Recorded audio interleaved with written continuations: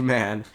It's really just the week that keeps on giving, huh? Thankfully, it ends today. I went to go see the Deadpool Wolverine movie yesterday with some friends. All was fine and dandy until it wasn't. I suffered a death of the ego. Folks, I got carded to go see the movie. If you don't know what that means, they asked for my ID. Why is that a problem?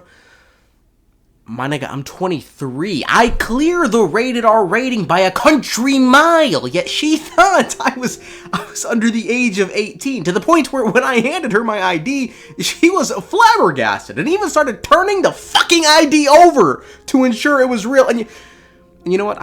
I could forgive all that. I could. I'm a magnanimous individual. I do think so myself. I could have forgave the witch had she at least carded the other people I was with. But no. I was the only one whose ID she asked for that day.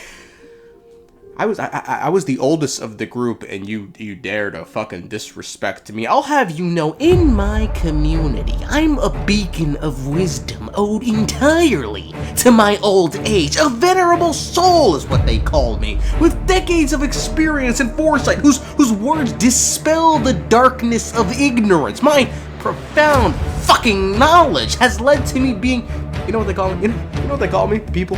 They call me the High Sage, the Mystic Lord, Arcane Master, the Grand Motherfucking Wizard, bitch!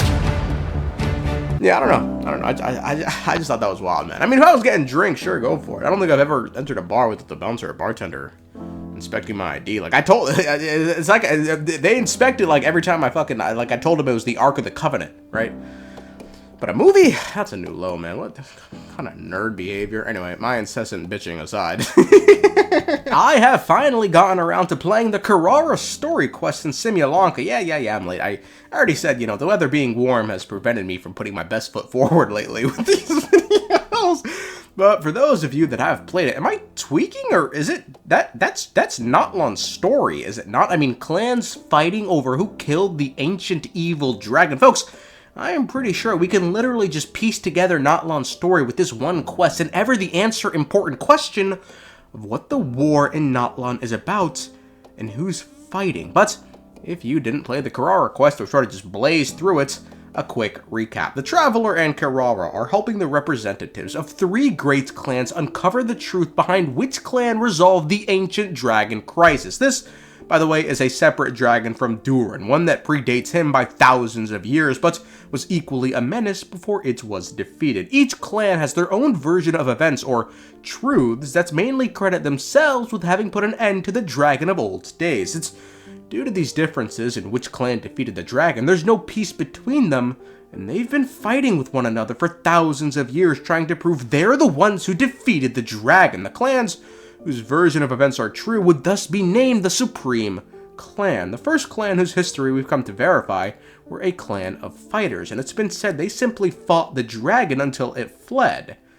This version of events turns out to be true. The second clan had always claimed they defeated the dragon by outwitting it and stealing its treasure, causing the dragon to flee in shame. This version of events turns out to be true. As for the last of the 3 great clans, they believed it possible the ancient dragon didn't even mean to harm anyone at all, and it was just the size difference causing the problem, as perhaps the dragon doesn't even know the humans exist. So this clan created a growth serum that would allow them to grow in size until they became even larger than the dragon, and then when they did that, they had a conversation with the dragon, teaching its empathy. This version of events once again turns out to be true. The reason behind this, why there are more than one truths, is because when the Goddess of Fate was writing the origin story for Simulanka, she came up with 3 drafts, but couldn't decide which one she liked best. Then one day, her cat walked all over them, causing it to turn into one jumbled mess, so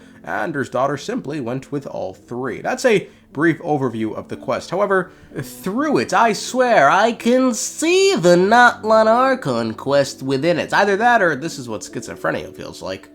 Either way, I'm learning something. In Simulanka, there were clans who were warring with one another over who really defeated the ancient dragon, and yes, they were fighting with one another. Quote, "In the name of the elders of our 3 tribes, we hereby form this pact that from this day forth, our people shall harm one another no more. They wanted the distinction of supreme clan, as the ones who saved the land by taking down this evil dragon. My friends, that's hubris, that's vanity, keep note of that. Now just think about it. In Natlan, there is a war. Allegedly, it's been happening for a long time. Natlan is also the nation of war. War ravages those lands like an undying flame. Furthermore, in Natlan, there are tribes. Sound familiar to clans? 6 of them, and we know of 3. Hulitans, the Nantikans, and the Metzlis. And we know these tribes in Natlan have a long history of fighting with one another. As the talking stick tells us, they pretty much fucking hate each other. Quote, "The crisis emerges, yet the tribal leaders bicker endlessly.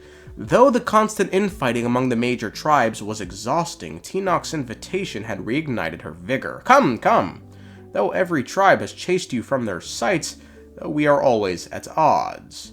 For the stability of all the tribes, and to avoid further conflict, I once petitioned the pyro Archon to vote for your expulsion." And now, most importantly, we also know there was an ancient evil dragon in Natlan, as the root cycles tells us, quote, "The middle circle is the cycle of Natlantion, symbolizing the triumph over the evil dragon, a metaphor for humanity's victory over nature as well as the beasts within themselves." So, if these 2 stories, the one in Simulanka and Natlan's, are meant to mirror one another, then it could very well be the reason the tribes of Natlan all despise one another. The reason war has been ongoing for thousands of years is because Natlan is at war with Natlan. These tribes are fighting one another for the distinction of supreme clan, the ones who took down the ancient dragon all those years ago, and that's an important distinction, my friends. These tribes,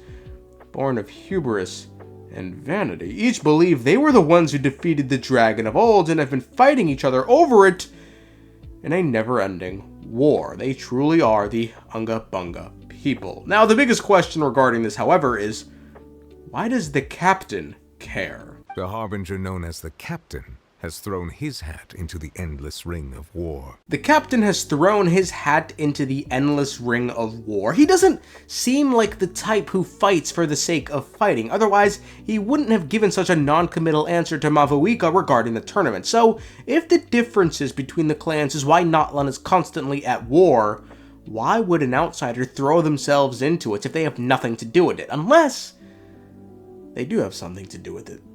Because they aren't an outsider. That's all.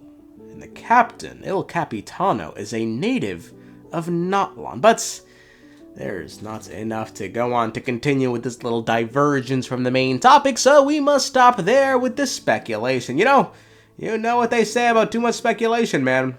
Something, Panic of 1837.